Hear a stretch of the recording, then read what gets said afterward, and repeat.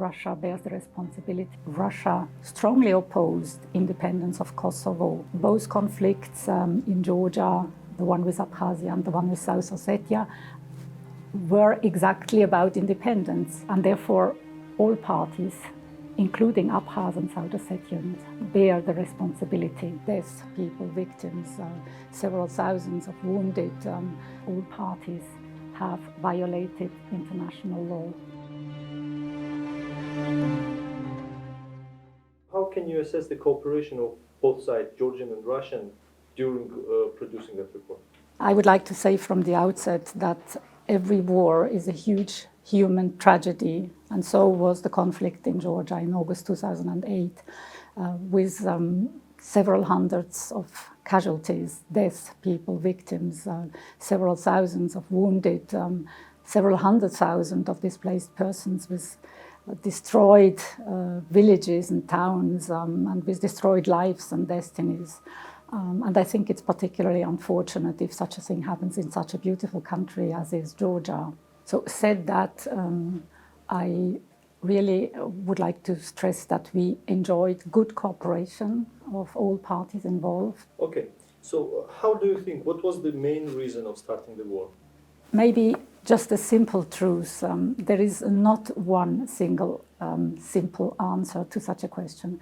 As you know, the relations between Russia and Georgia go back to over 200 years. They have been better and less good. There have been good situations and bad situations. The conflicts have also been a contributing factor to add to the complexity. So it is a very complex situation. That's why in our report we dedicated several chapters to elaborate this complex relationship and also the deterioration which actually started more or less in 2006. In 2006 we can really observe, an observing eye would have easily detected that there was something like a countdown to war, as our expert Uwe Hallbach, who wrote the part on history, called it. As I said, the relations between Russia and Georgia got increasingly strained for a number of reasons, but we should also not forget the context, the general international context in which we have NATO enlargement quite clearly, and in which we have the discussion around the independence and the recognition of Kosovo. A conflict never emerges in an empty space. There is always a context. And of course, adding to that an attitude, which is you always can react to certain events in one way or another. And in the relations between the Russian Federation and Georgia, we clearly saw that instead of trying to calm the situation, there was a sort of a tit for tat, and a kind of a ping-pong in rhetoric, not very friendly rhetoric, that contributed to the escalation of the situation. It's one of the reasons, I would say, a certainly important reason, and I would like to stress maybe in this context that what we call militant rhetoric, or also the threat to use force, is actually forbidden by Chapter 2 of the United Nations Charter, to which all the countries are part of. So the militant rhetoric did certainly not help to de-escalate the situation. Let's turn to the question of NATO enlargement. So why this NATO enlargement could have affected, did Russia fear that it can have these NATO borders? What was the point of Russians? How do you think? I think this goes a little bit beyond our mandate. Our mandate was to establish facts, and the facts in this situation are that there was an increasing tension, not only between the Russian Federation and Georgia, but also between Russia and the West over exactly these issues. And if you have irritating moments and tension which prolongs, then you create an atmosphere or the situation which is conducive to escalate rather than de-escalate. What are the facts? what showed that this Kosovo issue did play a role in starting the conflict? As you know, Kosovo was also a disputed issue internationally, whether to recognize it as an independent country. And both conflicts in Georgia, the one with Abkhazia and the one with South Ossetia, were exactly about independence. So in a context in which Russia strongly opposed independence of Kosovo, the fact that there were two unresolved conflicts exactly over the same topic contributed also to simply strengthen the tension exactly over this question. So how do you think, what could have Georgia done to avoid this conflict? And did it do everything to avoid it, to prevent it? Well, as I mentioned before, it is always helpful not to give in to hostile rhetoric, certainly. But let me say that when you work on such an issue like the conflict, the August 2008 conflict in Georgia, you also ask these questions. What could have been done to avoid the eruption of the August 2008 conflict? And we, in our fact-finding mission, were not asked to come up with recommendations, what could have been done or what should be done in future. But unavoidably, you come to some conclusions. And that's why in our report, which is a very solid elaboration on the analysis of what has happened, we came up with a part which we called observations. And there are a number of issues, a number of facts that have happened that could have been avoided, not only by Georgia, but in general also by the international community. And I think it is quite important to stress some of them. One of them is, for example, that the peace arrangements in the conflicts, in the two conflicts of the OSCE or the UN, were probably not enough anymore. They should have been reassessed and readjusted in order to really help the conflict to be resolved. Also, the international community should probably have reacted earlier and in a more determined way. The UN Security Council especially should have played its role in de-escalating or in doing something concrete. So therefore, there is certainly a lesson to be drawn on the role of the international community. But also, we looked into who armed actually the parties in the conflict.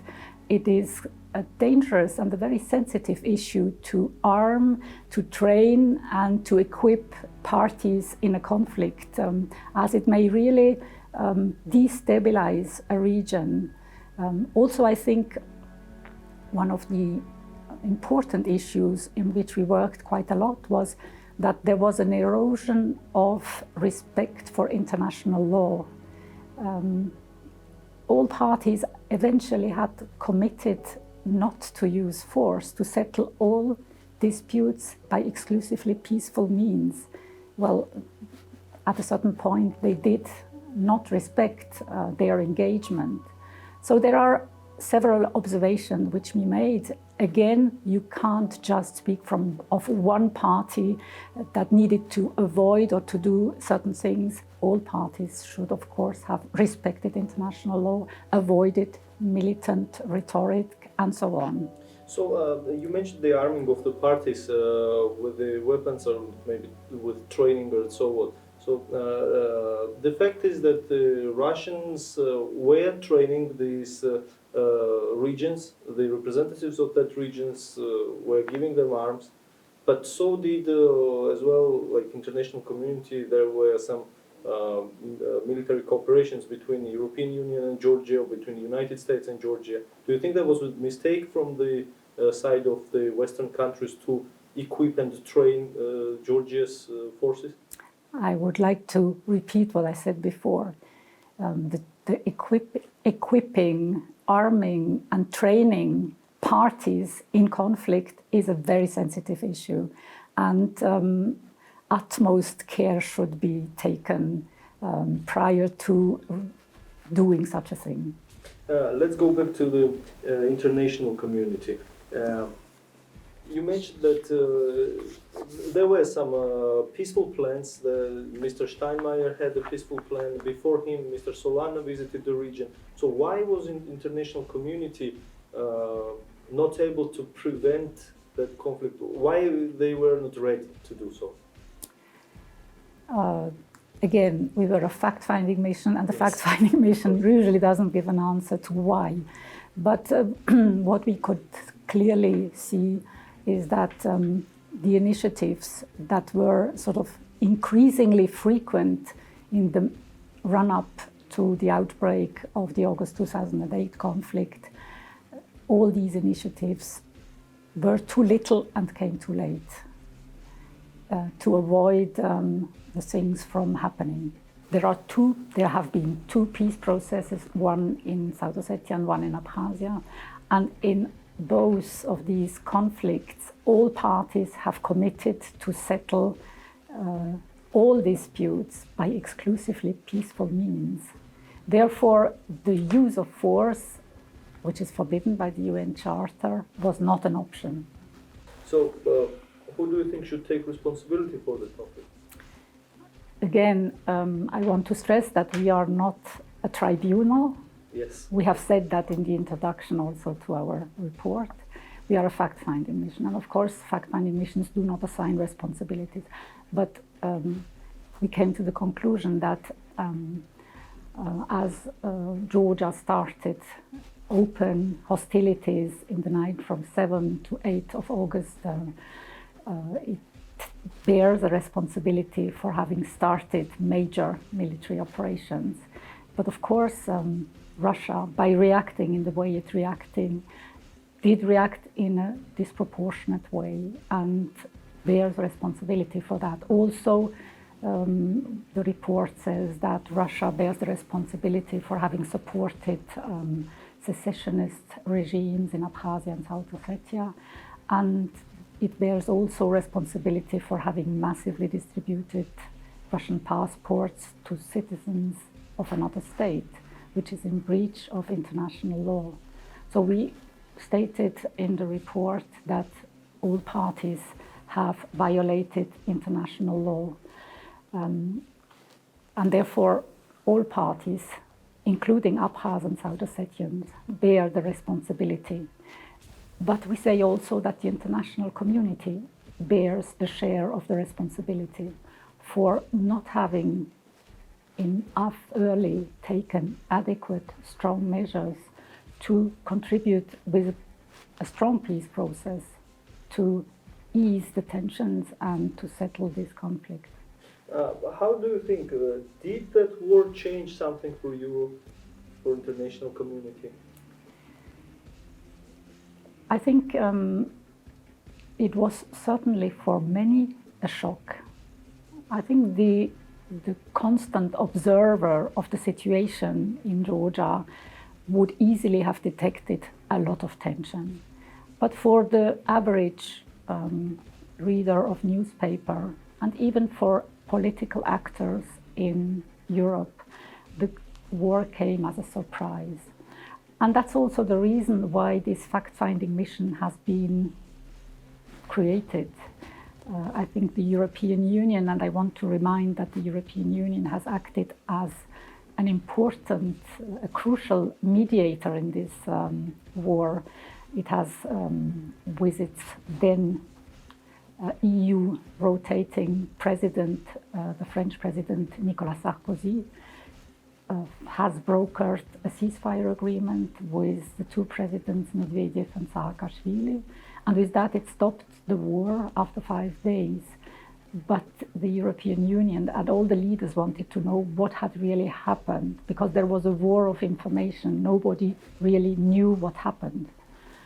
And I believe that it was also needed to understand how to build the relations with Georgia and with Russia after this war. And therefore, I think this fact-finding mission and the report we have done has helped quite a lot, because on one hand, it created transparency. It elaborated in detailed way not only the history but also the facts, also all the violations. I should mention to you that my mandate had 3 important points. One was to establish the origin and the course of the conflict in August 2008, including with regard to international law, international humanitarian law and human rights law. And also the report or the fact-finding mission should take a sufficiently broad geographic span and historic time frame in order to assess all root causes of the conflict. So this was a sort of a way to really create transparency, to make understand what had happened. But also, I believe that the report and the fact that such a fact-finding mission existed helped to de-escalate the situation on the ground.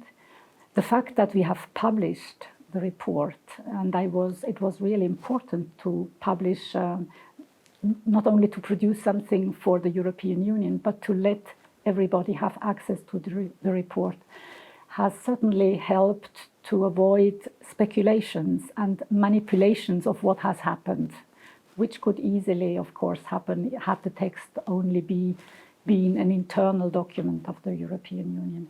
I also would like to say that I consider that this report has set standards in many international legal aspects of how to behave among friendly countries in the international relations. I consider this an important aspect. What to do is the use of force, how to respect use of force.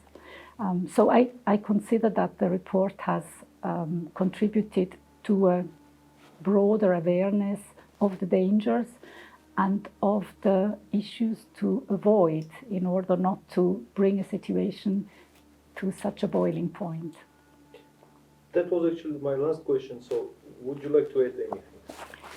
Well, I would like to add one thing. I have worked quite a long time in the Caucasus, as you may know. I have worked in the North and in the South Caucasus. I have come to really be mentally part of what is happening, and I feel sorry for such a tragic development which has happened in 2008. When I was head of the United Nations Observer Mission in Georgia, for 4 years I tried to avoid such a thing from happening. We succeeded, but maybe we were also lucky to succeed. And it really makes me feel sorry for such a beautiful and possibly prosperous region to continue not to have all the possibilities a normal modern country or region can have, to have access to everything in the world, to have easy relations with the neighbors.